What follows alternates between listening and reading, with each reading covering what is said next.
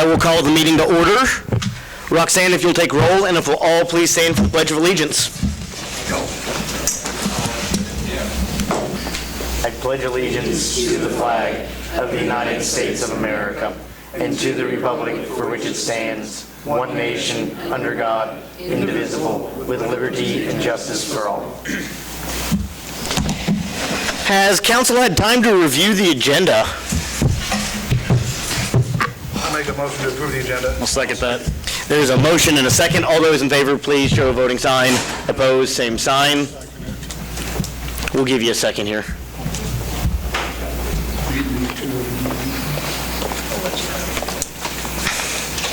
I'm going to read my statement as you get set up, if that's all right.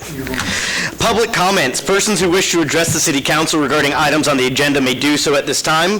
Persons who wish to address the City Council regarding items, or may do so as the item is called. Persons who wish to address the City Council regarding items not on the agenda and that are under the jurisdiction of the City Council may do so when called upon by the mayor at this time. Comments on personnel matters, matters pending in the courts, or with other outside tribunals are not permitted. Speakers are limited to 3 minutes. Any presentation is for information only. No action will be taken. Do I have any public speakers? My name's Tom Brigham, and I brought my side hand here, Bob Hawk. I'm from the Iola Rotary Club, and we had a great event this year. Jonathan Wells, we enticed him into being a judge at the barbecue, and everything went off really good. We had a great time. I want to thank the City Council for being supportive of this, because this does bring a lot to the city of Iola. Without the city, the departments, the park department, the electrical department helping us out, it couldn't have happened. And we had lots of great comments. In fact, we had bigger barbecue teams this year than we've ever had before. So it's growing. There's lots of great talk. We had a good couple comments come back from a couple judges. People say that it was the best, said we could charge more, which is not real normal. But you want to charge more. I said, you guys put on such a great event, such a great venue. You got the pool passes. They loved it. We had over 60 cars, had 41 or 43 teams. 41. 41. And so we just appreciate what you've done for us. We have one judge right back. We give out Russell Stover's candy, plus from the chamber we give out the list of all the businesses and all the restaurants and everything in the community. So that's pretty nice to hand out. And he said, I bought $70 worth of chocolate out at the factory, and I filled up. And he said, tell your donors, because they always like to hear that people that are coming to town are buying stuff. So I thought I'd pass that on. So we did run short of one judge, and so we had to run out. We found the sheriff, Brian Murphy. So he was our judge that had to fill in because another judge was on emergency that he couldn't come. And yet you'll have to ask Brian if he had a good time. The other aspect is we're probably going to come back and ask you for this again next year. And just in case anybody likes barbecue, maybe they can be a judge, just saying. Right. We are invested in the youth here in our community. We do musical instruments, dictionaries, books, atlases for kids. One of our premier projects is a Rotary Closet. If there's a child in any of the 5 elementary schools that needs clothes or any item of clothes, we are there to, we have a closet in each elementary school and in the junior high. And so, we're putting this back out. So it's new clothing. There's nothing somebody could say, well, that came from a garage sale. But it's all new stuff. It's theirs to keep. We'll be back in probably about a month. We have a meeting coming up Thursday on next year, and I figured we better come to you this year to ask about next year, because we do put a lot of work into it, don't we, Bob? That seems. So, Well, thank you, gentlemen. We'll look forward to seeing you in a month or so and talk to you again. yes. All right. Thank you, gentlemen. Very much. And I would like to add, I talked to a lot of people in there, and they keep coming back year after year from near and far. It drew a very large crowd from very far away at times. So thank you all. And one of the biggest things, they love the shade. Everyone was so impressed that we have shade. at the event. So thank you all for putting it on and representing and help us represent the city. We did have a problem. We couldn't get into the rec building for showers. We couldn't work things out with the pool, but the school did step up, and we got to use the showers over at the football stadium. So hopefully next year we can get that rec building back, because that is needed. So, All right, Thank you. very much. yes, thank you. Any other public comments? Seeing none, we will move on to the consent agenda. Are there questions about the consent agenda? I have some. Okay. I've got three things I just want to ask. Who does, What page number? page 2, who does the pre-employment physicals? Okay, is that like every year you pass it around to different doctor's offices, or do they bid it, or I mean, how does that work? Just been using them for years. Okay. 16, what is the yoga class for? That's done through the rec for the community. Okay. It's a rec program that we do. And they need a certain number in order for that class to make, right? Like, community members pay for the Yeah. class, and if they don't get 6 or 8 or whatever their number is, it doesn't And I go. believe that's one of those that it doesn't, if it goes, we take a little bit for the service, and then it gets passed on to, and the rest gets passed on to this instructor, so it doesn't really cost us anything. And I think that's actually hosted at the Bolus. Page 17, what's the beekeeper thing for $33,000? That's for the solar bees out at the wastewater lagoons. Those are the mixers, and so that's a contract that we do every year, so to ensure that they are being properly maintained and working as they're supposed to. And I think that includes, if they've drifted off, they get reset so that they're getting the optimal mixing in the lagoons. Okay. That's all I have of these. Any other questions? I'll make a motion that we approve the consent agenda. I'll second that. Motion has been made and seconded to approve the consent agenda. All those in favor? Opposed? Get out of here, fly. Motion passes. Item A, wastewater. Sid? Mr. Mayor, members of council, we have Cliff Cate with Burns McDonald here. He was the lead on the wastewater master plan. You have the slides for the presentation that he's going to kind of go over tonight that were included in your packet. I did want to make a couple notes that the projects that were outlined in the CIP were included in the 2020 budget in the wastewater utility CIP, so that, but that only included 2024, so I've got a handout that I provided kind of like what that looks like beyond 2024 in line with the CIP that Burns McDonald has prepared. Other than that, I'll kind of turn it over to Cliff and go from there. Okay. Thank you, Sid. Thank you, Corey. Thank you, council. Thank you, Mayor. Appreciate the opportunity to present in front of you, and I'm happy to be here and introduce myself to you as Cliff Cate with Burns McDonald. It's been a long time coming since we've been able to present in front of you, and I'm not sure if you knew this, and maybe Sid had passed this on, but Burns McDonald's been around since 1898. We were formed in Kansas City, but one of our first projects was for the city of Iola, where we worked on your water plant and your electric plant, which we're pretty proud of. And if you ever come to Burns & McDonald, we've grown now to over 7,000 people. And in our main headquarters, we still have Iola up as one of our primary projects. So we're extremely proud of it and loved the opportunity to come back and work with you guys again. So it was a great opportunity. And tonight I'm presenting the wastewater master plan, but we also did a water master plan for you too. So please, if you have any questions as I go through this, please don't hesitate to stop and ask questions as we do this. So back in spring of 2018, we embarked on developing a wastewater master plan for you. And that wastewater master plan really focused on your collection system, which is what transfers your normal sanitary sewer flows down to your treatment facilities. And the reason why we focused on that was to look at the capacity of that system, your existing system, how it's reacting under normal operating conditions, but also how it's operating under wet weather conditions. Do you have the capacity in those pipes to continue flowing sewer down to your treatment facilities? Do you have capacity in your pipes to handle some of the wet weather flow that's coming in from rain events and to keep it within your system?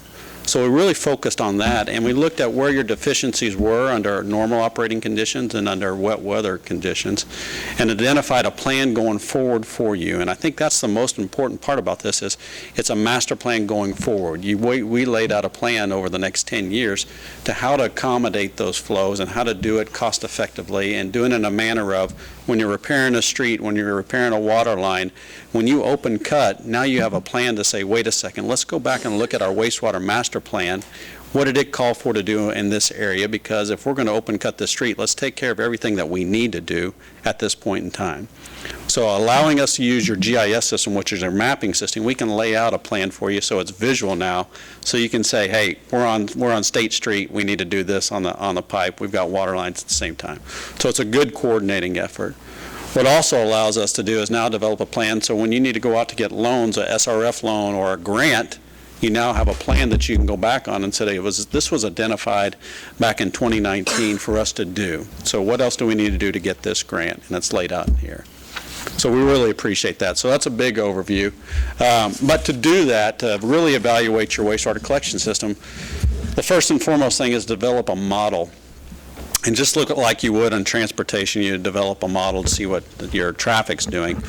We need to develop a model to see what your sewer is doing, so how your sewer is acting under normal operating conditions. So we needed to simulate what your collection system is doing. And to do that, we needed to do a couple different things.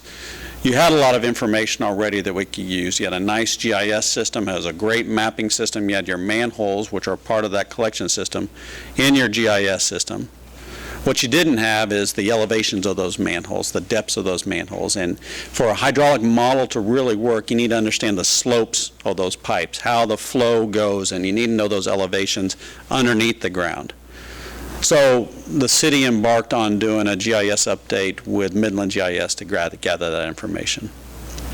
The other thing that wasn't there was actual flow data. What are your flows doing? Now, we could calculate the flow at the treatment facilities because it comes down there, but nothing further up in the system. And so to do that, what we did was we put flow meters out inside your sanitary system. So we would put these meters, we'd go into these manholes and we install these meters that measured flow coming down, sanitary sewer flow coming in your pipes. And then we'd kept them in over a 60-day period of time in the spring. So we'd capture normal operating dry weather conditions, which we call diurnal flow patterns. So in the morning you wake up, you take your shower, and you can see the flow come in, and it rises a little bit, and it goes down during the day. At lunchtime it increases, and at night increases. But then when it rains, now you got to throw that on top of that too, because you want to look at how your system's operating under that normal dry weather condition. Do you have capacity in there to handle normal dry weather? And then under rain events, how does it handle it? So we put those meters in for 60 days in the spring. Captured a lot of good dry weather days, but we also captured some good wet weather days, so we can see the reaction. And we put them into 5 different areas. And we divided your collection system up into basins. We call them watersheds or basins. And the reason we did that is they're gravity flows. It's where there's a natural split on a hill or ridge that defines a watershed in this case, and it's really based on your collection system. And we were able to divide the city up into 5 meter locations, what we call them, because we put a meter in at the bottom of those. So those are our meter locations. So as you hear us talk through some of the basin work, that's what I'm referring to as these 5 basins right here. So the flow monitoring data gave us the flow data, the GIS or the mapping information gave us the elevations. So we were able to build this hydraulic model based off the elevations of the manholes and the flow data. But we really focused on 12-inch and larger pipes, and those are your bigger pipes. So those are your trunk sewers is what we call at the time. So, so we focused on those areas at that time. Once we calibrated the model, we then looked at how did the flow, go ahead, Corey, I'm sorry.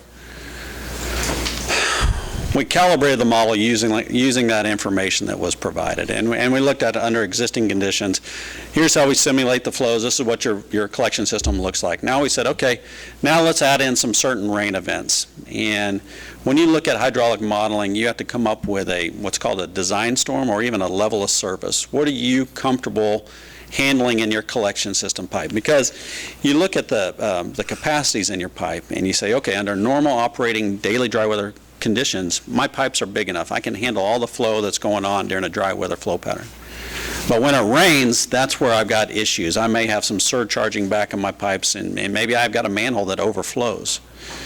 But you need to determine where's your level of comfort of handling pipes big enough to handle the level of service. And if you had a 100-year rainstorm, you know, all your pipes are over capacity. Your pipes were not sized to handle a 100-year rainstorm.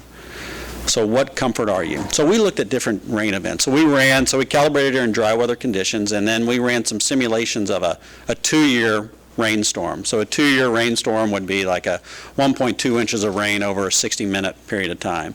And then we looked at a 5-year rainstorm, which is about a 2.12 inches of rain over a 60-minute time. And we put these rainfall events on this hydraulic model, and we showed what the flows looked like, how your system reacted to these rain events.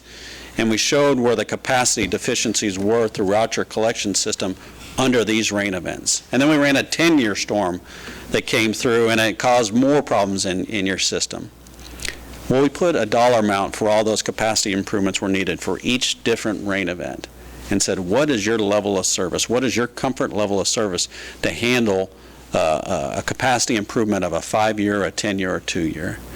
And we came up with a 5-year design storm as a level of service for you to go with. And that allows us now to start looking at capacity deficiencies when a 5-year storm comes through, right? And that 5-year storm theoretically comes through every 5 year. Not exactly, because they say a 100-year storm doesn't last or come through every 100 years, and I think we've had probably 3 this year, or last year we had about 3. So it's not exactly that, but that's theoretically, that's what we're looking at. So what we did is we looked under capacity deficiencies under existing conditions, and then we put that rain event in there, and we said, all right, what are those capacity deficiencies under certain rain events? So we looked at the 5-year. And as a result, go ahead, Corey. Can you, real quick on this map right here, so the sorry. yellow is a 2-year deficient then, is that, if you'll go back, Corey, real quick? Yeah, you know what? I've got a black and white one here, so Corey may. Yeah. So the yellow lines mean that doesn't handle a 2-year, is that correct? It's showing surcharge conditions there in a 2-year under existing conditions And without so, doing and any. the orange then is Can the you surcharge. clarify surcharge for council? sorry. Yeah. So, I may not yeah. be familiar with that term. Yeah, sorry. So when a rain event occurs, your pipes are sized to handle normal dry weather conditions with a little peaking factor in there. So there's some extra capacity in that pipe. When it rains, or let's say you have a root problem, or you have a grease or something like that that's in the pipe, that flow may not be able to get by, right? And it could be just during dry weather conditions that pipe just needs to be cleaned or roots cut, or during a wet weather condition you've got so much flow that's coming down that pipe gets full. Now when the pipe gets full, that's what we call a surcharge condition, and it starts backing up in your system. So it may back up into a manhole, so you'll see the flow start increasing in the manhole. Now that's different from an overflow. So a surcharge is where the pipe still stays within the manhole, still stays in the pipes, it just backs up and causes backup. Now, it's not a great deal, but you can utilize some of surcharging on your bigger pipes because you use that as storage in some cases, if it's not causing basement backups, if it's not causing overflows. So that's how we looked at it. So when we say we have capacity deficiencies, we're talking about surcharging in your pipes right now. And yellow is under 2 years. I believe so. The I orange apologize. is under 5, and the red is 10-year level of service. Like, Yeah. it could handle the 10-year storm, the 5-year storm, and the 2-year storm. Correct. Okay. Yeah, but those are the deficiencies. Yes. Those are the ones, yes. Yes, that's Okay. fine. Keep going. Sorry. Okay. I just wanted some clarification on that. You bet. I apologize. Went too Thank fast you. there. So after we determined the 5-year storm, we ran our hydraulic model and determined what type of deficiencies, capacity deficiencies you had in your collection system. And what we've outlined is 11 different capital improvement projects we've identified over this 10-year period of time to address some of these deficiencies. And I'll go through some of those deficiencies, but they're mostly caused during wet weather conditions, right? So during dry weather conditions, your capacity of your collection system is really operating very well. It's just when the wet weather happens, and that's where you start getting some surcharging, which could lead to overflows.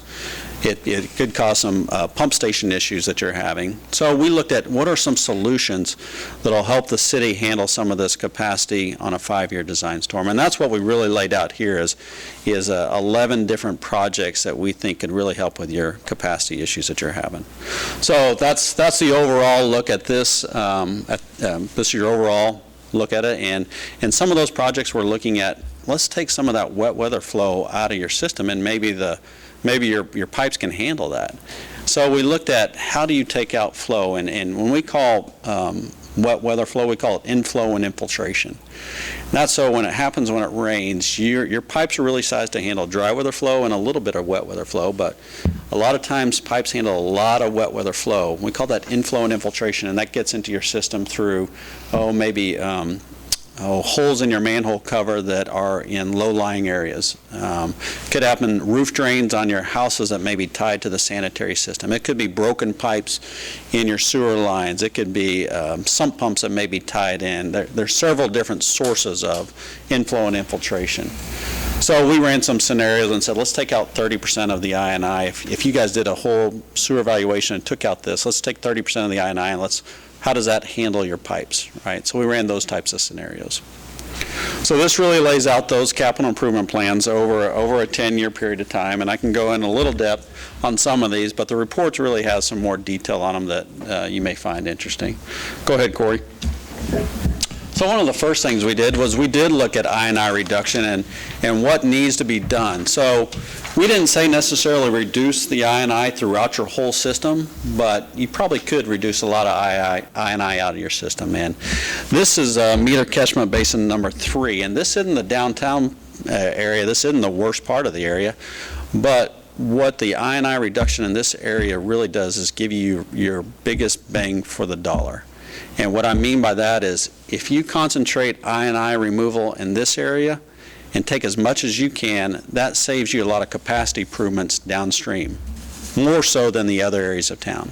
That's what I said. Where's this located? At the Howard Pump Station? The Howard Pump Station is the one that's just off of Kentucky, that's north of, Strickler Road. It sets back off to the west. Okay. Yeah, so that overall map may be able to help you too, or I think there's probably some bigger ones in the report. But so we looked at the I&I reduction, and that really helped with a lot of the capacity improvements that we earlier recommended, because it took some of that wet weather flow out, so it now gave you that capacity in there. We looked at it, how it would affect your pump station, and we said, hey, you probably need a relief sewer over here that'll allow you to get more flow down to your treatment facilities, which will not cause an overflow, or down to your treatment pump station that won't cause an overflow or surcharge. So we looked at putting a relief sewer in there. Corey, next page maybe. Then we looked at the other capacity improvements that were needed, and the one down South State Street was kind of unique because it's a pretty long stretch where we said this is one area that the model is showing that you have capacity issues, meaning you can't handle that flow. And as we looked at the model, we looked at the pipes were different diameters. And so normally a trunk sewer you're putting in is if you've got a long stretch, it's usually the same diameter going down. Right, and in this case, an 18-inch diameter would be appropriate for this stretch. But the model showing that you have an existing 15-inch pipe in there, connected to an 18-inch, connected to a 15-inch, so it's kind of a mishmash of pipes.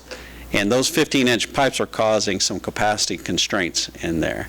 So we looked at this, and this is according to what was in the GIS. So what we called out for is capacity improvements down State Street to handle these deficiencies.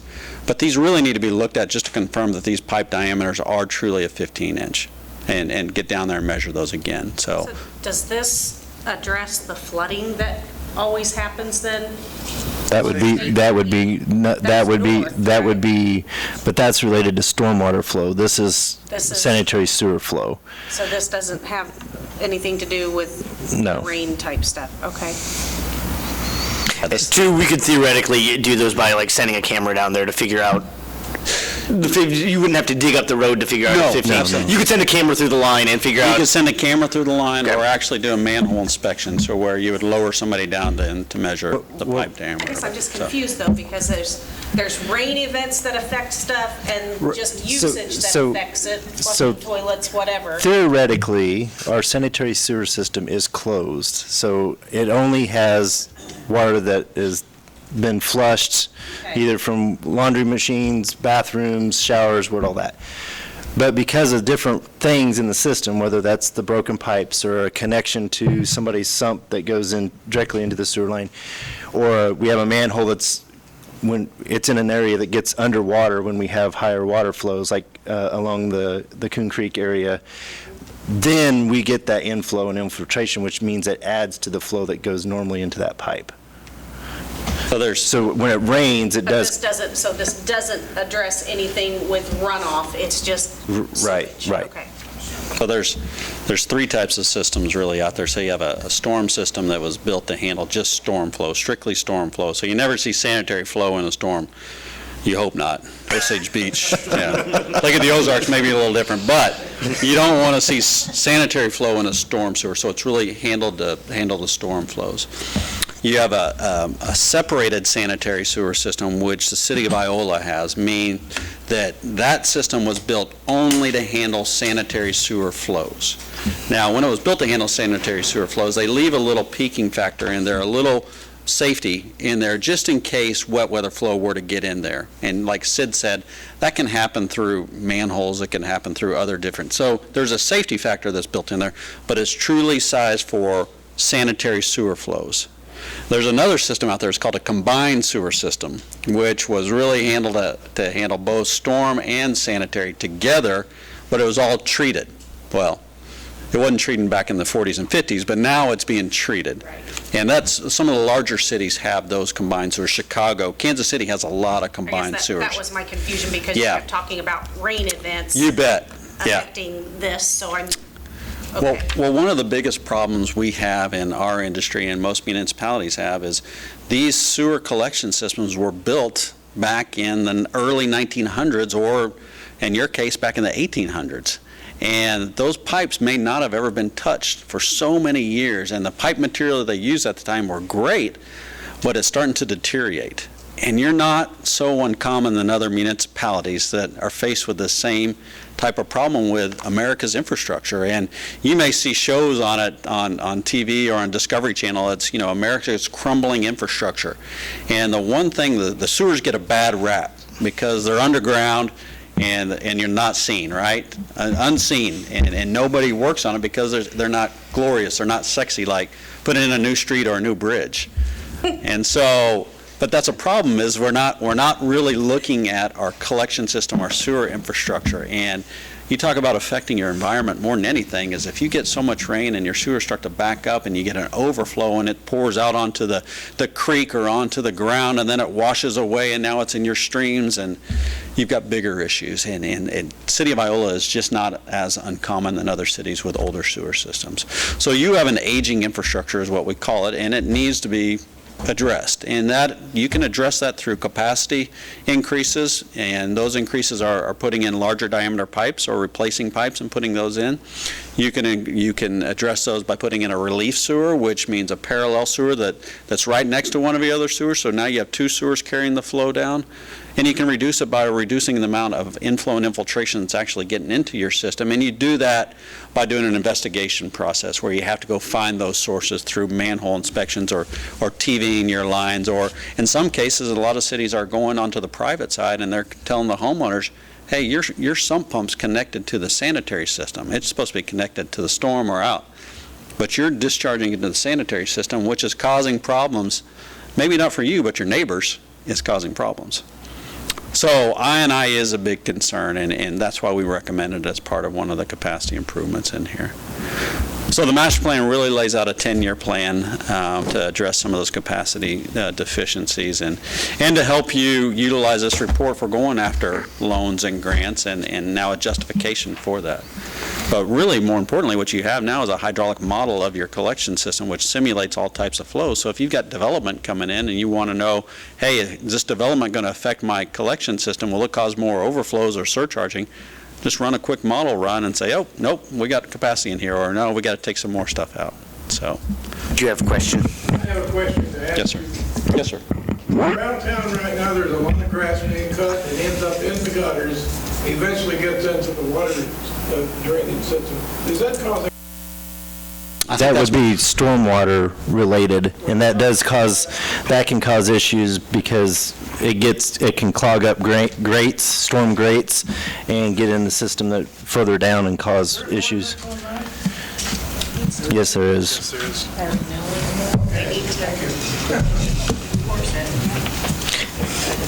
Well, that concludes my report, Sid, unless you want me to address anything else, or? I think one of the other things I just want to kind of point out is if you look at year 2025, there is a wastewater treatment kind of line item in there. Depending on KDHE and our future discharge permits at the lagoons, it is highly likely, and Brenda McDonald's, they did look at some of the treatment regulation side of things, that we're going to have to do a project out there to be able to meet at least ammonia levels that we discharge. The concern is that depending on what we do to meet those ammonia levels and how successful we are in meeting those, we may have to do a fully mechanical plant to get those numbers. There's a nuance in there that I can't remember what they said. If we get anything mechanical to treat the ammonia, then we have to also meet nutrient removal levels, which means even more stringent requirements, and that's where you would kick into a fully mechanical wastewater treatment plant. Yeah. So that's where that kind of range of $6 to $16 million is kind of out there, and that again is dependent upon the time frame that KDHE gives us to be able to. They're going to, within the next permit cycle, there'll be more and more kind of direction on what we have to do and when we have to do it. And that's why if you looked at year 2022, we have treatment phase 1 analysis and treatment phase 2 analysis, or some smaller projects that we would need to do ahead of a final bigger project to be able to meet the next permit requirements. So, Unfortunately, it's not related to the growth of the city. It's related to regulations that, we can predict some of the regulations that are coming because we've seen it in other municipalities. But there's things out there that KDHE and EPA keep changing. And so we're trying to stay ahead of them. We're trying to give you some ideas to think about on that. So we've kind of laid that out for you. When's the next permit? I think the next one, it's a 5-year cycle. I think our next one is for 2023, I believe. I think it's 2023. So. And that's where we think that we'll probably see that we're going to have to do some work in that next permit cycle to get some things done. So You'll probably know ahead of time before 2023 what's coming down and what they're going to be recommending for you. Are there any other questions from the council? All right. I don't think so. Thank you very much. You bet. Thank you, guys. Appreciate the opportunity. Item B. Staffing. Mr. Mayor, members of council, we have Matt Stiles with the Wichita State University Public Policy and Management Center, and I believe Misty Bruckner is also here to kind of go over the slideshow and visit with us about what they found in the study. Yeah, thank you. Matt Stiles with Public Policy Management Center is one of the lead researchers on this project, along with LaShonda Garnes, who's with us tonight. Misty Bruckner, like Sid said, is with us. She's the director for the Public Policy Management Center. So what you've got here is kind of a summary presentation of what the actual report is, and you'll have the actual report next week, the full report, so you'll have an opportunity to go through all the fine details with that and take a look at all the things we found. So when we go through this report, Corey, okay, flip it for me, thanks. Some of the methodology, and we'll say that the methodology changed from what we originally discussed or what we originally thought we were going to end up doing. So what we did, we spent a lot of time doing a document review. So we went through 20 years of your financial data, your call data, all your position descriptions, your personnel policies, your SOGs, any existing policies we could get our hands on. We did a peer analysis, so we compared you to some peer cities and then some national standard comparisons where that was appropriate. There's a lot of national standards. Not all of them make sense for a sound this size. Some of them are built for larger cities, so we tried to pick and choose ones that made sense for this community.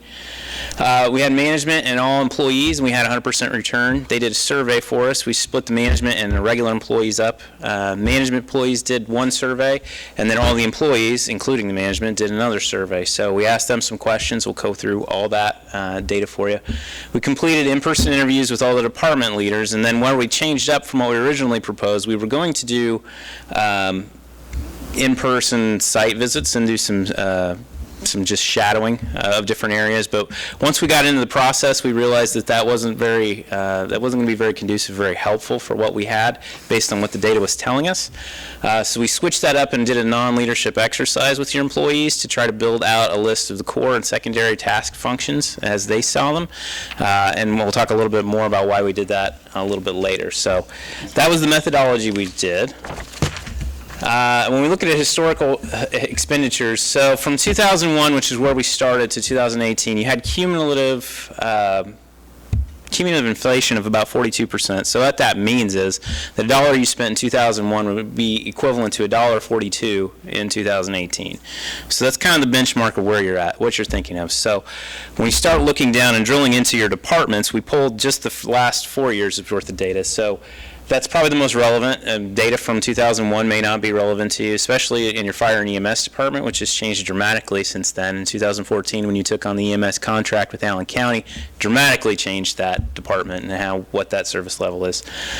So when we looked at the administrative departments, we would expect to see, the inflation from that time is 3.5% overall, versus where you would expect it to be at 6%. So it's been under inflation. You've managed to keep the costs under what you would expect to see if you were just keeping everything flat. The personnel cost is in 2.6%, and you can kind of go down the list here.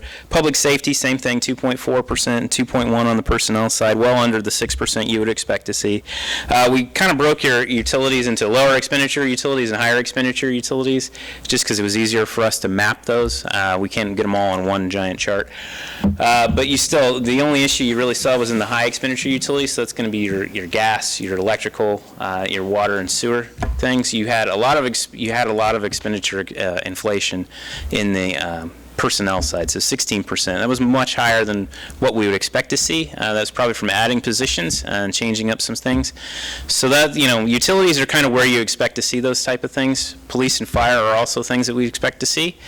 But you've done a really pretty good job overall when you start looking at expenditures of holding it below just inflation. So that can be a good and bad thing.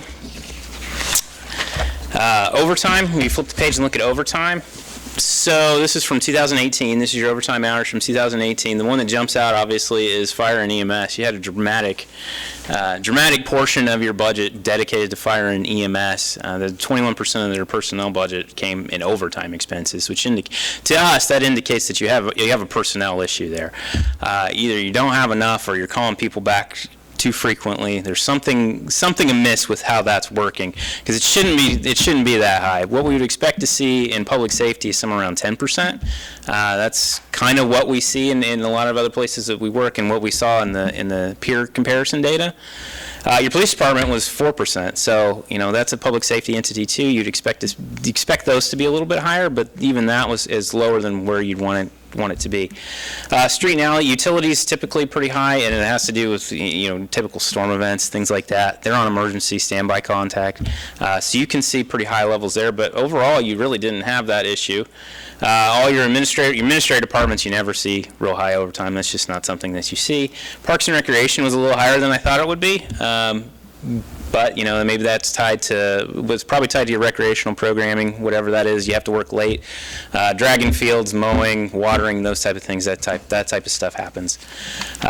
So that's the overtime. But if you flip the next slide, you can look at how that overtime breaks out by percentage, and you see that fire and EMS is the lion's share of where that money falls. So obviously there's an issue with that, and I think the issue that we found with fire and EMS is retention issue, attraction and retention issues, particularly on the EMS side, and we'll dive in a little bit more into the EMS contract with Allen County and the recommendations we have with that. But you're just spending a lot of money on that. You're hemorrhaging money in that area, and so that's a situation that needs to be addressed. So if we flip to the next side, we looked at your pay scales, and this is we just pulled one out so you can have an idea. Fire and EMS was one that, when you have an issue with fire and EMS, you start to think, well, is the issue that with retraction and intention the pay issue, pay or benefits issue? And if you look at kind of where your peer comparison cities, we pulled some other cities to look at. It's not a pay issue. I mean, you're right at the top, near the top of the scale. It's the only one that we found that was in kind of that group was Salina. They're paying a little bit more right now, and they're not a peer city by any means either. They're a lot larger, but they've got a similar type service. So that's why we pulled them to look at them. When we looked at all the regional competitors, Allen County, Anderson County, Neosho County, City of Chanute, City of Garnett, that's what we compared everybody to. But we pulled in some other people for these specific things. You've got some interesting services in the city of Iola. You've got all the utility services, which makes you completely unique, and it also makes you difficult to compare to. So we can't always find, there wasn't a city that's your exact size and your exact sort of geographical setting and all of your same sort of economic standards that matched up perfectly for you for a comparison. So we had to draw in some other things. So you can kind of see, and when you flip the page there, police personnel, that was another one that usually, I think there's some talk that maybe there's more police than you need, but when you look at the comparison there, you're not particularly overstaffed in policing either, even looking at that. And as I said, direct comparisons are difficult. Your utilities are really difficult.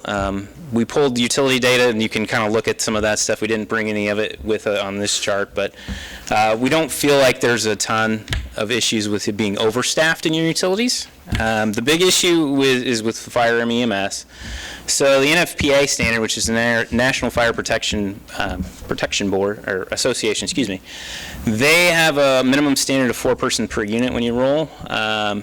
So how you do your staffing is kind of dependent on your apparatus from that perspective, looking at that standard. So what you have is that you're running 9 person now, and you've got the stations in Humboldt, and Moran, which you're just running EMS in. So the situation is that you may be, in fact, if you went by that standard, you'd be understaffed because it's for medical and for fire. So, if that works, if that's how it has to work, that's how it has to work. And there's a practicality instrument, factor going into there because Humboldt and Moran aren't going to be high performing, high demand stations. So you're having to do what you can do on those. And we looked at Chanute, so they have a fire only, but they do 5 person shifts in each of their stations, and same with fire and EMS and Salina, they do 6 person shifts. So how you're shifting and how you're doing those things, it's in line with what you'd expect to see, but we don't really know how to explain why you have so much overtime in those things. So how many do we have per shift? I think we are budgeted to have 9 per shift. You run 9. I think we're kind of perpetually 1 or 2 short from being fully staffed most of the time. Seems like the windows that we have that we're fully staffed are short-run. And with that's part of, I guess when I've looked at this a little bit, is that we're mandated through the contractual obligations with the county to provide an ambulance in both Moran and Humboldt, which means 2 and 2. And then in Iola, the idea is that we at least have the 4. So then that gives us 8 people. Gives you coverage, yeah. And with that, if we have somebody if we're running a shift and it's short 1 person and we have 8 and we have somebody call in, we have to fill that in. Where in some of the other places, when we have overtime or somebody that calls in, we may be able to today might be a light day, we don't need to call somebody in, or we're going to shift a couple people around so we can get the coverage on the hours that we need it, and then we'll be good. But with this, we have to have them. Yeah. We have to have them staffed. And there's some other issues with where your staff live and the direction, and so they're getting pulled in from different areas, and they maybe not able to respond to an on-call or an all-call back. So there's some issues with that. Trying to figure out how to keep those things staffed is an issue. And we'll talk, like I said, that's one of our recommendations, is discussing that EMS contract with Allen County. You really need to have a conversation and think about that and what that looks like for you, and if that's something you want to continue doing, or what you need to do to build a pipeline of talent in order to keep the staffing up. The survey portion, so we asked several questions to each of the survey, to supervisors and employees. So we asked them to allocate the time they spent by their position. So one of the things sometimes that we see is that what people actually do and what the supervisors think they do is completely different. We didn't actually find that to be the case here. Most of your employees across the board were within 10% of each other. We asked them to allocate by percentage what their time is spent on. By and large, they were pretty close to one another, so that's a good sign. So the supervisors at least know what the employees are doing. That's a good thing. We asked them if they had enough supervisors, if they had sufficient time and sufficient resources to their job, and if they felt like there were any inefficiencies in their departments. So that includes any kind of processes, anything like that. Employees, we asked similar type things. We asked them to rate their time. I asked them if they had sufficient time to do it, and they feel like what the inefficiencies are and what would make their jobs more productive. By and large, like I say, they were pretty close on the time, how they allocate their time. Resources, they both felt like they pretty much had the same. You still had, 15%, 13% that felt like they didn't have enough. By and large, those came from the police and fire department, and they were fairly low hours. We asked them in a follow-up question whether or not, how many hours more a week would you feel like you need to do your job. By and large, they were 50%, over 50% were saying they needed just 1 to 5 more hours. So that's not bad. That's not too bad. But when you go to the next page and look at the efficiency of processes, you have two different stories going on here. So when you asked the supervisors if they felt like there was any efficiencies in their departments, they by and large said, 70% almost, said that they didn't. But when you look at the employees and we asked them, the people who are doing the work on the front lines, if they felt like they had inefficiencies in the process, yes, it was the opposite. They felt like they had a lot of inefficiencies in the process. So when we drilled down with them and asked them, well, what are those inefficiencies? On the next page, you can kind of see what they did. We kind of grouped them together. So excessive or unnecessary paperwork, and this is a common complaint with public service employees, especially in the clerical positions and then also in public safety positions. So there's excess logging, there's redundant copying, there's extra unnecessary information they're collecting from people, things that could be streamlined or that don't need to exist. Service calls was another thing, so we had a couple things really that stood out were animal control issues in the PD. They spend a lot of time rounding up animal control issues, and that came up several times on several different ones. And then the medical transfers with the fire department. That was one that was really, that came up consistently with supervisor interviews all down the line. The medical transfers from Allen County Regional to wherever it needs to go were something that really was a thorn in people's sides and they felt like was inefficient. And then outdated and unenforced policies, so the SOGs, the fire and medical protocols, things that aren't being done as they're written, and resolving conflicts between policies, and then just meeting staff requirements. And that points back to the issue that Sid was talking about with meeting mandatory staffing for fire and EMS. So we found a lot of that in public safety. So what we did was we came up with a follow-up staff exercise because we felt like it wasn't going to be particularly productive to be out in the field. Well, it just didn't seem reasonable either because some of the things that they were pointing out, they're not regular things that occur, the things that you could observe at any given time. They would be specific events. It would require us to be there at a very specific time or if something came up. So we didn't get a chance to look at those. So what we did was we felt like there wasn't really a full set of core services that we could point to, and that was one of the issues is that there's really not, you haven't really established any core services. I mean, or any formally established core services.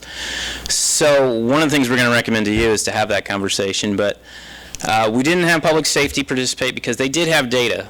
They have data from their log sheets for their dispatch, the CAD system. So they were able to provide us with data of how many runs they're doing, how many things they're, what are the typical things, what do you see? And then we follow up with them to give them a man-hour computation. So we want to know at the end of the day, we want to know how much time we actually spend on this. And that's to help the city council to to have a conversation about what are the core services, what should we be doing, and what shouldn't we be doing.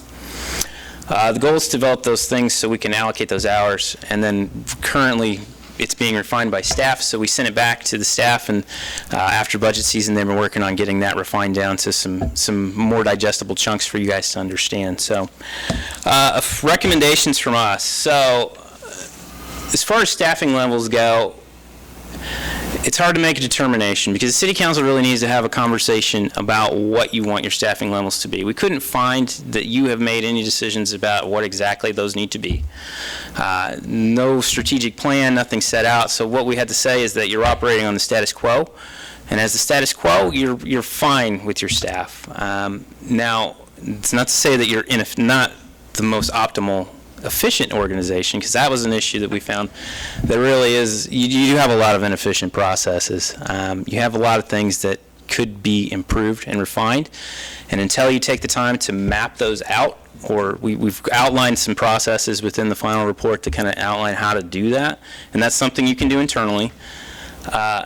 You have a lot of efficiency, so you have a lot of capacity, so you could potentially be reallocating some of these assets that you're not using appropriately now to doing other things, and that may create some issues where you have excess staffing at that point. You may be able to say, yes, that's something that we don't need anymore. But at this point, we can't recommend that you have too many staff. We just don't think that's the case. In fact, you may be understaffed in some ways, particularly in the fire department if you can't keep people on duty. So the service expectations, you really need to have a conversation about what those are going to be. So a great example of the service that you provide that is outside of the norm is trash service, 2 times a week on the pickup of trash service. And if there's somebody that gets missed, you can call in and they can come out and pick it up. If that's the service expectation, then that's fine, if that's what you want it to be. But that's a little excessive. So if you wanted to find a place that you wanted to reduce that, you have to make the determination if that is worth it to the community for the cost savings that you would net back. So having those conversations is going to be really important, and that's where we recommend you spend a lot of your time. Some other things we noticed: change management and communication.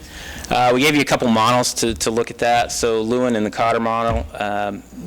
Some things, if you're going to make some changes, you need to manage that, and so there's some ways to do that, some step processes. Regardless if you take any of these recommendations or not, you can take these processes and change. If you're going to make a change, if you're going to make any kind of service change, you can utilize those in order to be better equipped to handle them and internalize those. Communication was an issue that we found. Clarification of expectations from this board on down, and it works both ways. The chain of command needs to be clarified, I think, based on some of the comments that we got back, and providing city employees with all emails.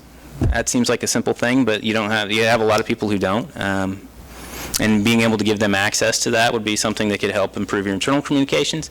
External communications, I think you do a pretty decent job of this, but it's always a problem. It's communicating out with your external stakeholders and make sure that the vision that you've set is something that people understand.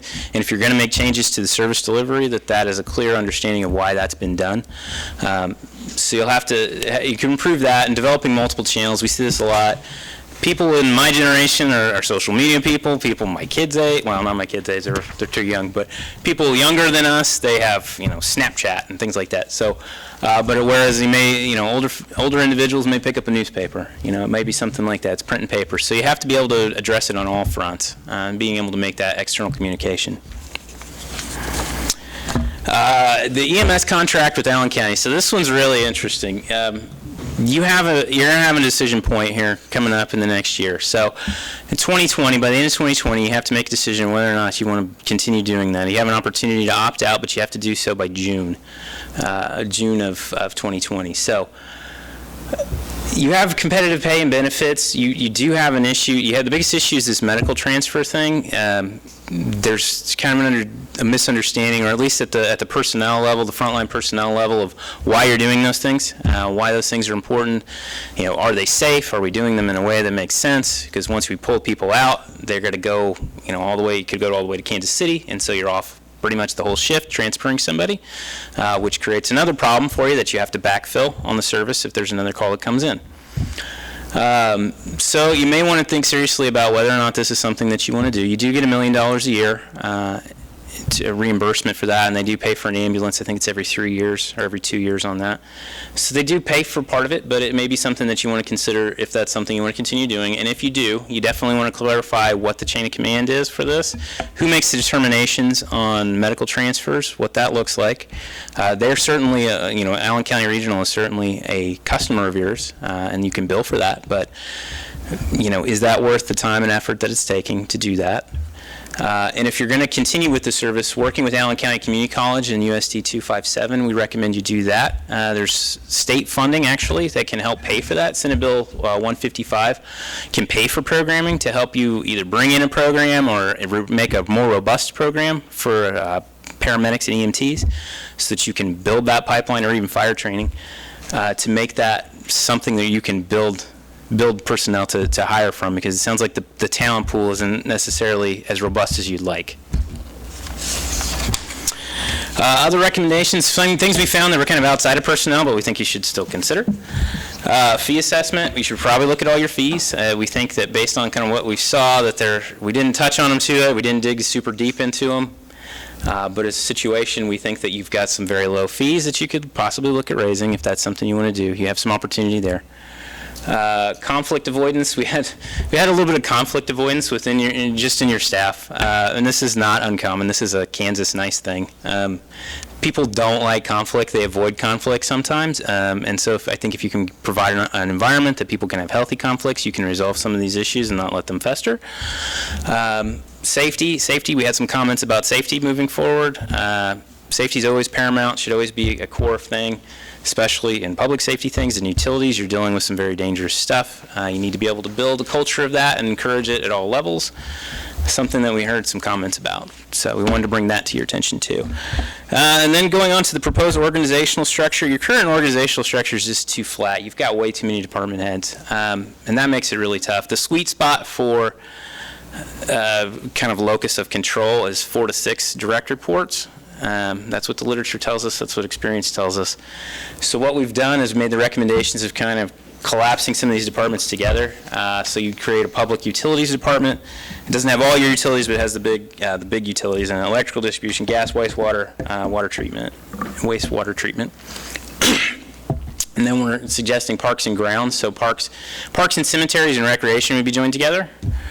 And then the city clerk's office, we would put the city clerk and storekeeper together. That kind of makes sense to us as how that functions. There's a lot of cross duties there too. So what you end up with is the proposed structure on the next page. I have some questions about this. Sure.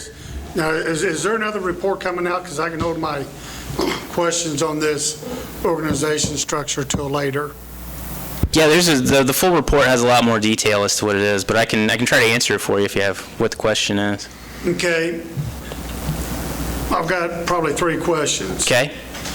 Okay.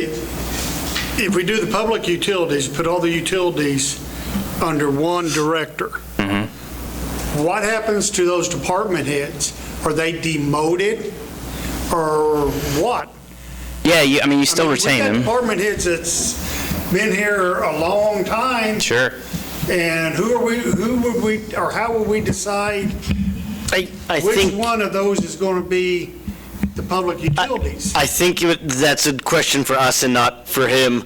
And ultimately, he's given us an ideal situation in which we're talking about implementing over years and years and years of time, maybe, some time. Or some time. This isn't a tomorrow decision. Right.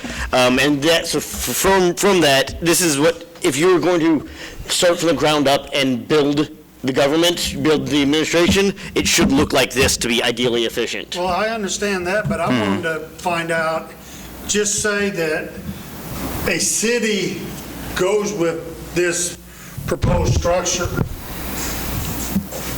What happens to those department heads?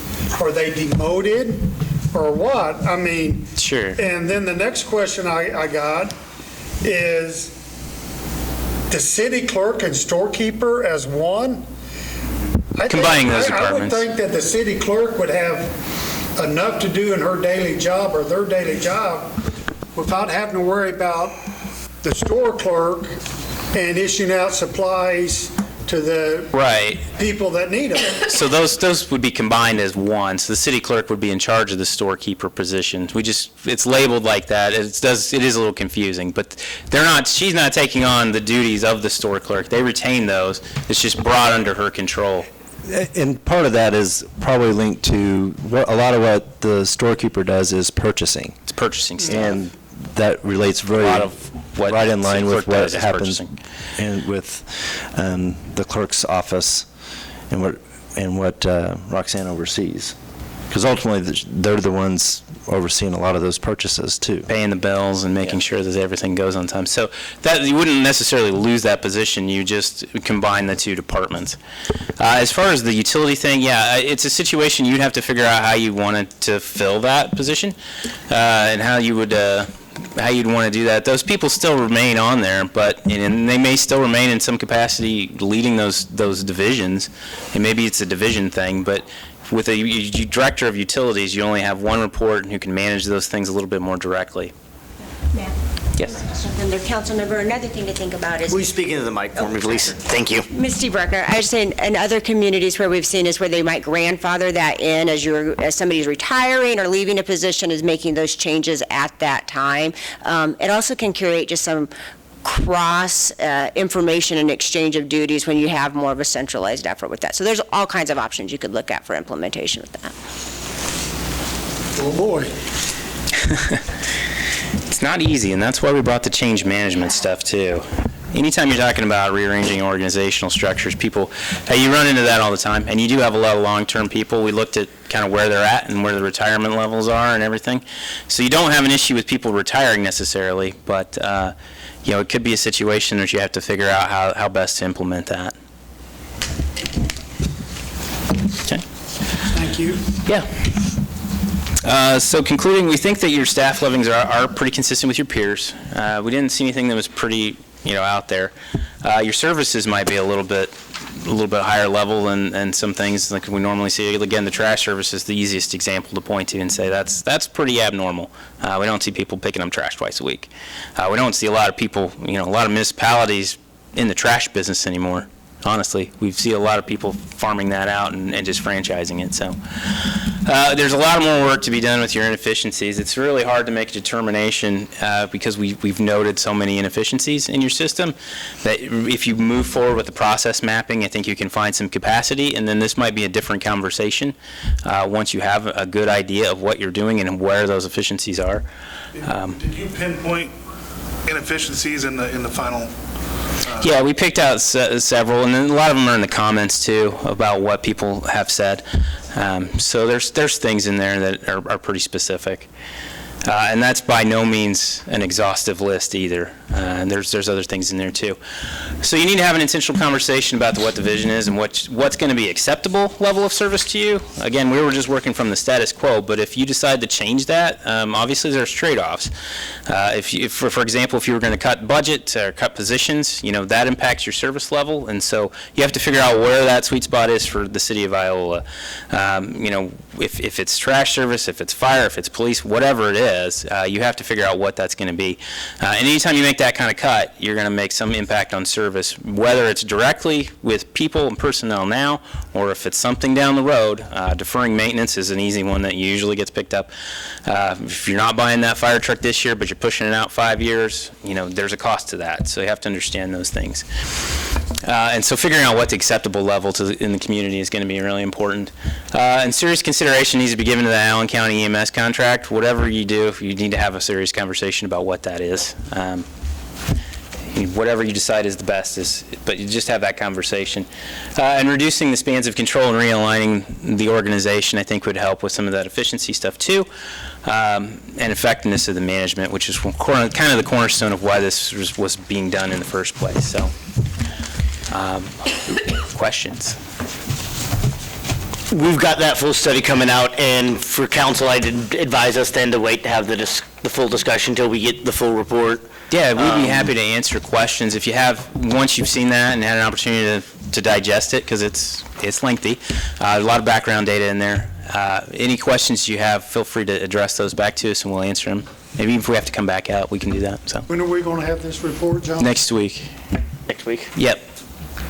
And that should give us a week to look at it before the next meeting. Is that going to be delivered in hard copy or computer?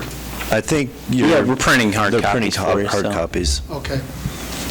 Is there any way I can get a copy emailed to me? Absolutely. Yeah, you'll get a PDF copy, and then Sid can distribute Okay. that. I'll distribute. Because I'll be I'll distribute the PDF, and then we'll have hard copies as well. So, I'd rather have a hard copy. yeah. Commissioner Symes, I'm not going to put you on the spot here. So can I But get if you'd that like to sent comment on to anything, my you may. email at the college? That one comes to my phone. I'll be out of town. Thank you. Thank you. What is that? If you'll stand and address on the mic. County Commissioner. The staffing levels that Sid was talking about and you alluded to, is that solely dependent on the mutually agreed upon contract, or is that also some government or insurance regulations? Yeah, there's, I think it's specifically laid out in the contract that you have to fill those, but. Yeah, that staffing is outlined in the EMS contract that we have with Allen County. I think the other that he was talking about is if we were just doing fire, we would still have to have a minimum of, we would still want to do a minimum of 4 personnel so that you have 4 that can respond to an emergency. There's standards for responding to any event, and that they consider that a minimum, the 4, but really you need more than that in a lot of cases, but it just depends on what the situation is. And how that impacts your insurance rates, that's also true. It does impact your insurance rates. So you get an ISO rating throughout the community, and city, I don't know what the city of Iola's ISO is. Is it? Don't know. I think it's a 4, isn't it? Probably somewhere in between Like a a 4 and, I would guess a 4 and a 7, somewhere in there. You know, you have a full-time service, and that's, you know, it's really hard to get a 1. There's, I think, like 4 1s in the state of Kansas. But, you know, outlying areas typically who are served by volunteer fire departments, they can be anywhere between a 7 and it goes up to 10. So it just depends, but that'll impact your rates. Insurance companies look at those numbers when they assign the value to your, well, they assign that as part of the equation that determines your rate. So it can have an impact. Other thoughts? Thank you. All right, thank you. Item A, audit. Yes, Mr. Mayor, members of council, we have Sean Gordon here. He's with Meishauser. He was the lead on the audit for our 2018 fiscal year.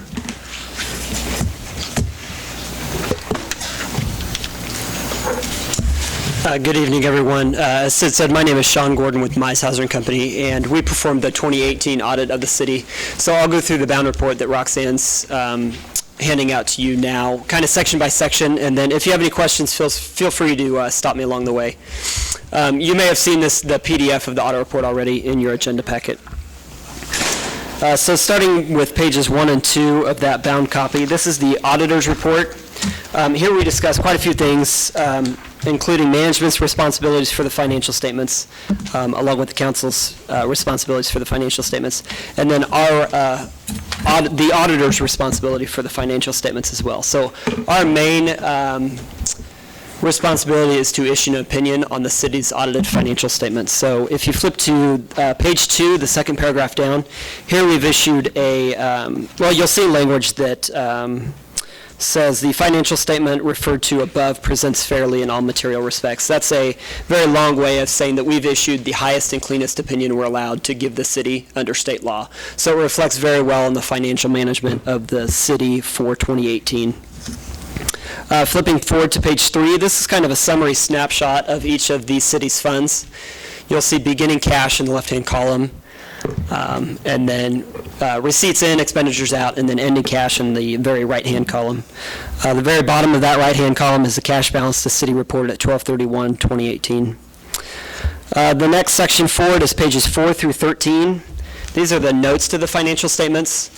There is quite a bit of language discussed here, including information on the city's accounting policies, long-term debt, and Capers retirement, involvement in the Capers retirement plan, among other items. I did want to point out a couple highlights of this section. Page 7, the long-term debt disclosure. The city's overall debt decreased just under $1 million in 2018. Then the next kind of section forward is pages 14 through 39. These are just more detailed breakouts of each of the city's funds that were reported on page 3 that you saw previously. Along with this section, there's also a comparison to the prior year, the 2017 spending and receipts, and then there's also comparison to the budget that was adopted for 2018 as well. And then I'm sure you've seen in your agenda packet, there was a separate piece of paper that had 2 audit recommendations on it. Those audit recommendations had to do, one, with some credit card transactions, and then the second one was improving the opportunity to improve the controls, internal controls over payroll disbursements by the city. So I know that's quite a bit of information that you've seen and just thrown at you just now, but if you have any questions, please let me know. Overall, our debt-to-cash ratio, back on page 7, we're comparatively high, low for a city our size? I would say probably slightly lower, Okay. which is good. Do we need to approve this? I don't have my... Are you finished? I am. Do we have any other... Unless there's any questions. Like formally accept it, yeah. Do we have questions?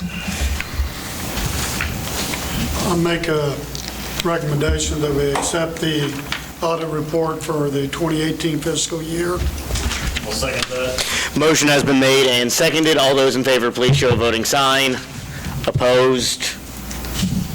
Motion passes. Thank you. Item B. You want these back, Roxanne? It's up to you. I'm going to hold mine because I want to go through some numbers here. But again, like we said, if you do have questions at a later date, you can email Sid or Sean. Item B.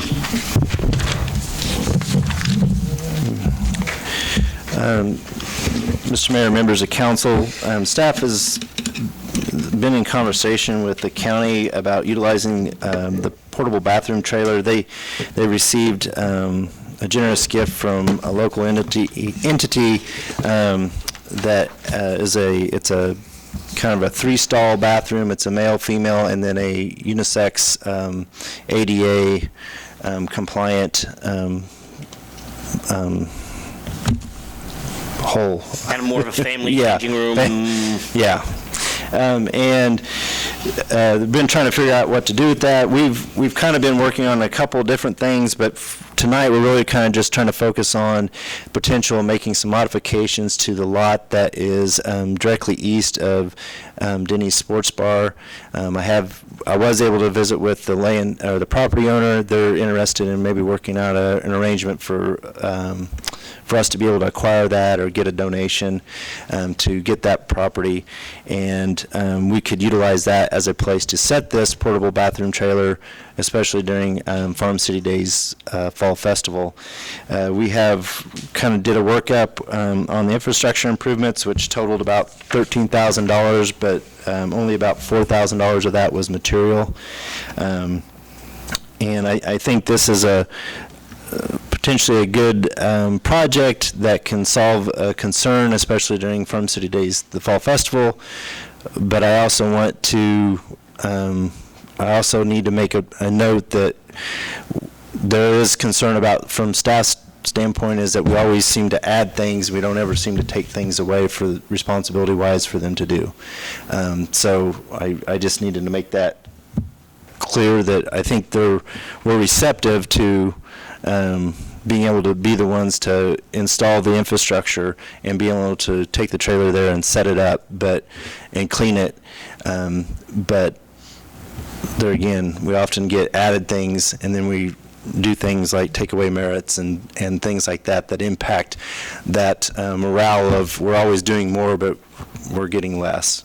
I also think that in the future, we're also looking at potentially, is there a way that we could utilize this more permanently as maybe a Coffee Park? I think that was originally proposed by the entity that donated it to the county, that where it could maybe set there more permanently, and then there would be an opportunity for us to move it downtown for Farm City Days, and then maybe also other communities within the county could have access to that via kind of a loan program. But we haven't kind of worked out all those details. It's basically we're trying to see if council's interested in moving forward with trying to get it for downtown for Farm City Days. I will say over the past 6-7 years, a bathroom on the square has been a pressing concern for a lot of people. Some sort of public restroom. I know it has been, and it's been the topic of discussion, but for $13,000, we can rent an awful lot of porta potties for our once-a-year Farm City Days and utilize this money for something else. I don't think that now is the time for us to spend this type of money on a portable restroom that the county owns. Where will we come up with the money? I mean, well, what we really, like Nancy, we cut, last week we cut budget, we cut a lot of different things, and now asking $13,000, where will we come up with the money for okay, this? so the first thing is this year's budget. We're talking about 2019's budget, not 2020 budget. So there's two different budget years. Second is we made those cuts in the general fund, not in the utilities. Now, like the site prep would be out of the general fund. That would be out of, streets would probably take care of that. But the rest is done in the utilities. And we're also talking about that the $13,000 is what we estimate that cost to be, but we're counting our labor, our equipment. We're charging for that just so we understand that there is a price to that. But the materials that we're talking about is less than $4,000. Wouldn't there be a site prep at the park on State Street too? Yes, but we're not talking about, that's not part of this, and we're not, but if we went to the next, if council wanted to do that part of it, yes, there'd be some site prep for that one as well. What electric would we need for porta potties? These are more like a bathroom that's portable in that it's got running water and lights, and I believe it's got some heat in there. It's got heat and air. This is not a porta potty. This is like going to the restroom in here. The only difference is you can move it. We can hook it directly up to sewage, directly up to water, and so you don't have to dump the tank and all of this. Like you are hooked up to a permanent structure. We would have this just for one day, and then the other 364 days, we have to take care of the lot. So that's added expense. If we gave it to other towns, would they have to pay rental for it, or how? Well, I think that's part of what we're trying to work out. I think if the county was receptive to allowing us as the city to kind of manage the portable restroom, then we would have it so that we could put it at Coffee without a rental fee for Coffee. And we could use it for Farm City Days without that rental fee. But if Moran was wanting to do it, or La Harpe or Humboldt, then there would be the county already kind of had a draft contract of what that would be to potentially for them to rent that. And that would include, and we would want to include that if we were going to manage that enough that it would cover our time and effort to move it, clean it, because even if, they would be responsible to clean it while it's on its site, but you're going to have to clean it when you get it back, so that we would cover those expenses. The other cities would have to prep the pad like you would for uptown or. How big is this? How wide and long? 16 foot, and then it's probably 8 foot wide? Yeah. 8 by 16 trailer. And it can't be transported with any water in it or sewage left in it. It's got to be empty, dry. Yeah. So that's why other places, like if you were to take it to Moran, you can't just bring it there and they use it and then you go dump it somewhere. It's got to be hooked up. So it is not, I don't think, as convenient as it sounds. You're going to have to ask 2 employees to take a weekend off to transport it over there and then go back and get it. I don't, that's not how we would probably manage that. I mean, we would just do it, if they are going to do it for a weekend thing, we would have it over there Friday afternoon, we'd pick it up Monday, so you don't have to do overtime. You have two people doing it. Yeah, but that would be included in that rental fee. Why are we being asked to manage the county's property?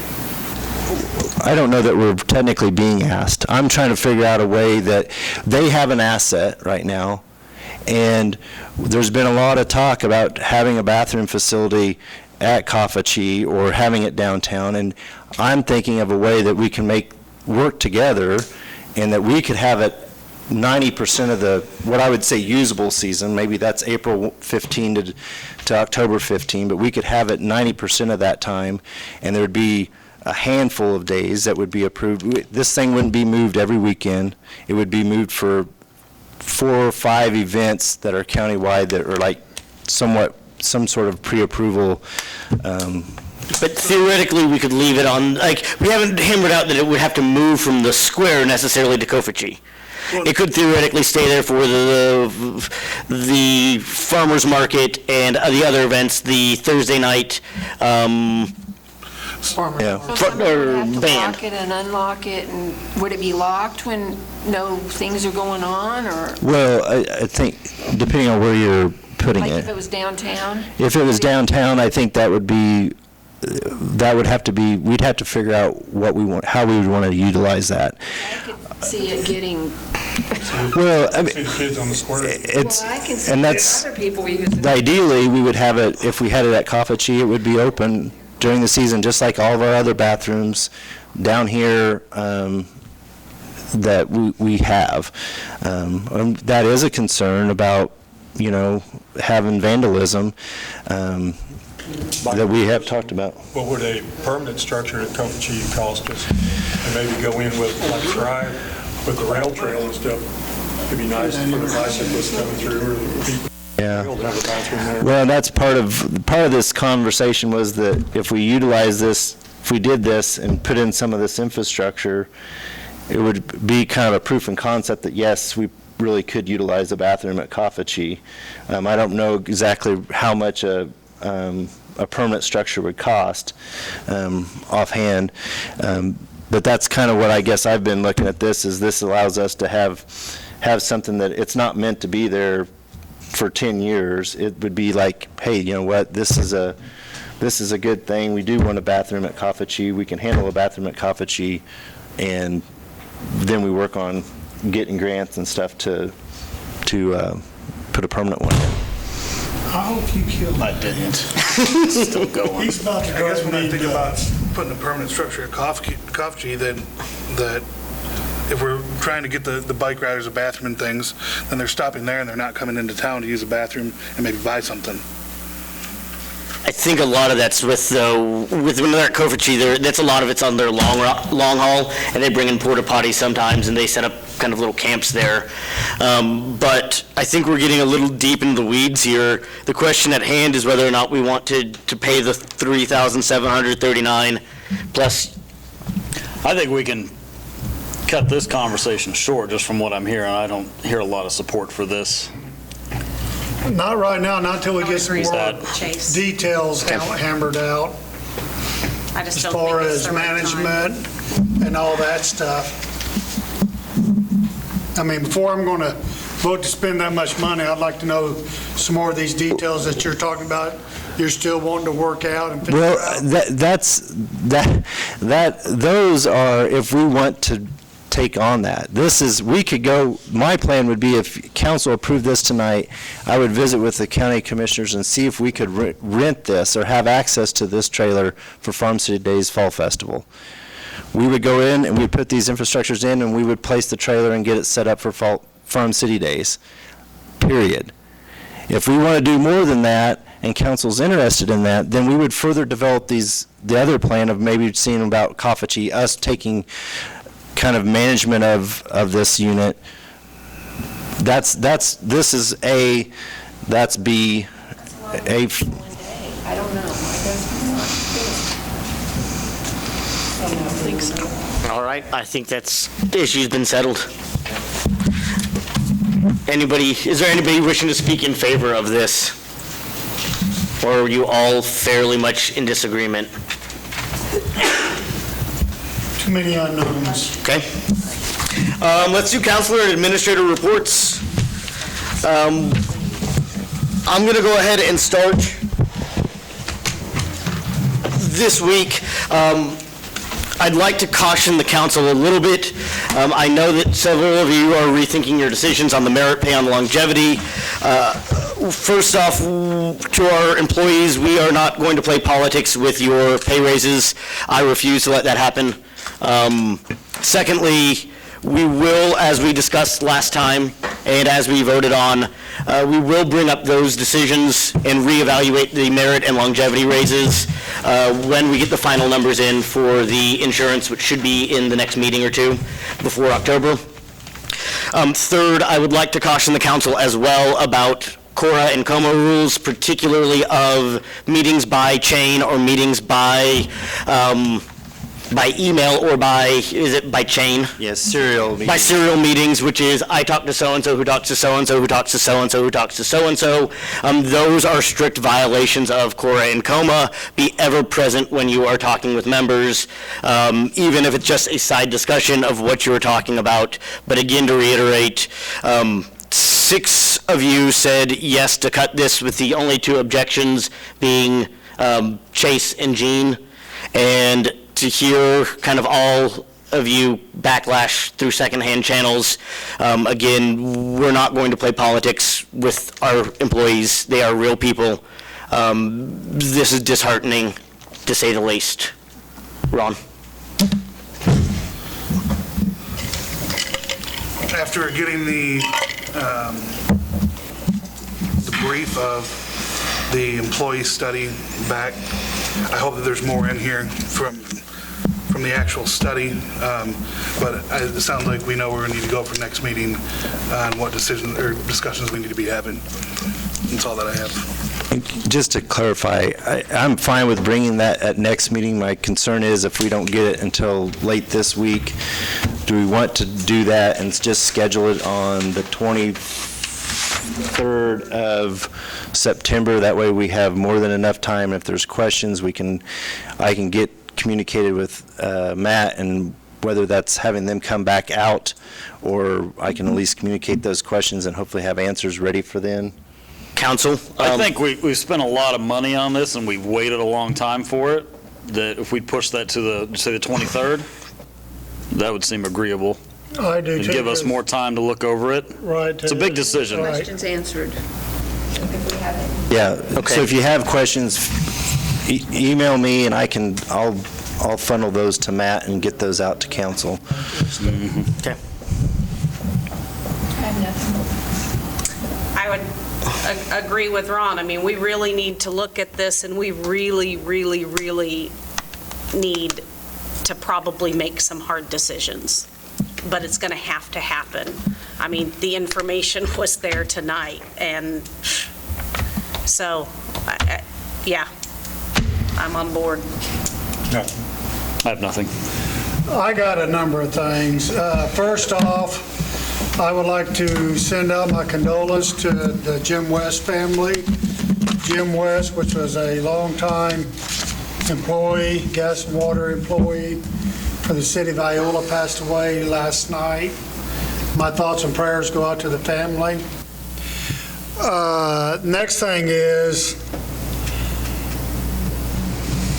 I hate to see our street and alley guys working their butts off, especially trying to do the chip and sealing, and people deliberately blowing grass in the streets.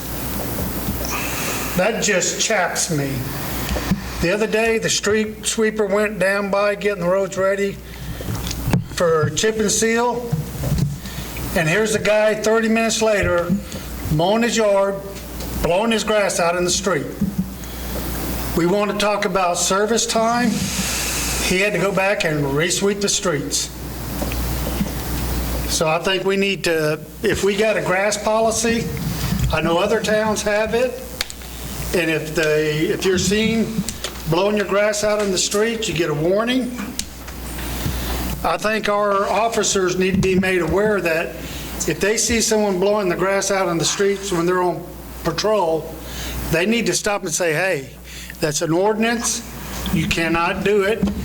Next time you're caught doing it, you will get a ticket. That's all I have. Thank you. I don't have anything, thank you. Sid? I just wanted to remind council, tomorrow at 12:30, Midland GIS will do a kind of a GIS demonstration of all the system that we have. They're going to be here to do training with staff, and we're going to take a little time before they start that training. That's out at the college. If you're interested in going to that, give me a holler. At your seats, I also placed the Growing Rural Business Flyer, which is a class that the Allen County E-Community is partnering with Network Kansas and Southeast Kansas Prosperity Foundation and Growing Neosho County, which is Neosho County's E-Community, to bring this class out here. That's WSU comes out here and for 8 consecutive weeks and does a variety of business classes. It's a pretty good training. It's $200 if you get the early bird by September 5th. And it's $250 if not. So if you know of anybody that's interested in that, they can contact me or they can go and register online. I also gave the mayor a flyer for Sandra Drake's retirement party. And then 2020 budget. If you haven't given me your budget book yet, if you can bring that by the office, and we'll, once we get them signed, which Roxanne has it for signatures tonight, we will get it compiled and get that book and put it in the binder, and we'll take 2019 budget and put it with it. So we're not going to take it away. We'll put it in a binder clip and put the rest of it in the notebook, in the 2020 in the notebook. That stack of papers we took home last week? All I need is that 3-ring binder that has your 2019 budget in it. If you bring that, we'll take the 2019 budget out, bind it up, and then put the 2020 in the notebook. Real quick, Sid, before you're done, just because there were several issues, will you explain what happened with the oil trucks and the chip and seal? On the record. Yeah, chip seal. There were quite a few people We've kind of had a lot of challenge with chip seal with just in general with the weather and trying to get everything prepped so that we could do the chip seal. And then the first day that we went to work on the chip seal project, our oil truck did not function as it should. We'd had some work done on it last year.